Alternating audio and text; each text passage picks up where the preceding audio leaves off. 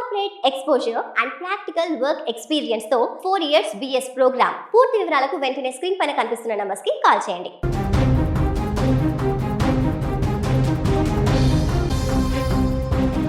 వివాహేతర బంధం రక్తపాతానికి దారితీసింది. ప్రేమ పేరుతో తోడుగా ఉన్నవాడే కాల ఇముడుగా మారిన ఉదంతం మధురవాడలో సంచలనం రేపింది.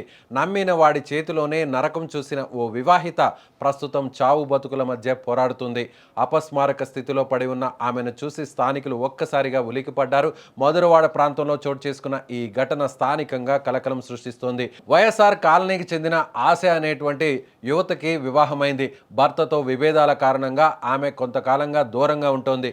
ఈ క్రమంలో మధురవాడ స్వతంత్ర నగర్ ప్రాంతానికి చెందిన కొయ్య కార్తీక్తో ఆమెకు పరిచయం ఏర్పడింది. కార్తీక్ కూడా వివాహితుడే. అతనికి 2 పిల్లలు కూడా ఉన్నారు. అయినప్పటికీ గత 5 ఏళ్లుగా వీరిద్దరూ సహజీవనం చేస్తున్నారు. అయితే కొంతకాలంగా వీరి మధ్య మనస్పర్ధలు మొదలయ్యాయి. ఈ గొడవలే చివరకు ప్రాణాంతకమైన దారుణానికి దారితీశాయి. నిన్న అర్ధరాత్రి దాటిన తర్వాత సుమారు 2 గంటల సమయంలో వీరిద్దరి మధ్య తీవ్ర వాగ్వాదం చోటు చేసుకుంది. ఈ గొడవలో ఆగ్రహం పట్టలేకపోయిన కార్తీక్ ఆశను అంతమొందించాలని నిర్ణయించుకున్నాడు.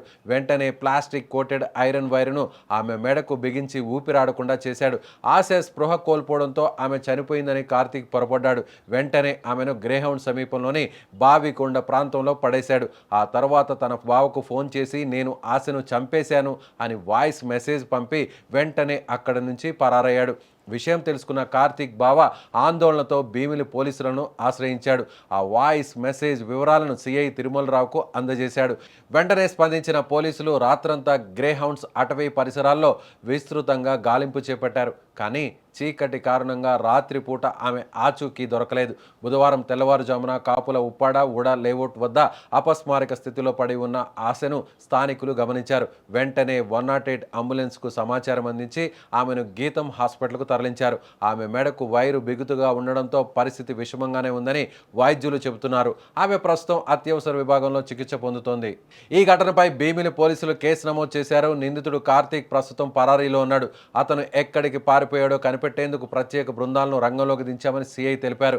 వివాహేతర సంబంధం నేపథ్యంలోనే ఈ హత్యాయత్నం జరిగిందా లేక ఆర్థిక కారణాలు ఏమైనా ఉన్నాయనే కోణంలో పోలీసులు లోతుగా విచారణ జరుపుతున్నారు. నిందితుడిని అతి త్వరలోనే పట్టుకుంటామని పోలీసులు ధీమా వ్యక్తం చేస్తున్నారు. నమ్మిన వాడే నట్టేట ముంచిన ఈ ఘటన మధురవాడ ప్రజలను భయాందోళనకు గురిచేస్తుంది. బాధితురాలు త్వరగా కోలుకోవాలని స్థానికులు కోరుకుంటున్నారు. పోలీసులు దర్యాప్తును వేగవంతం చేశారు.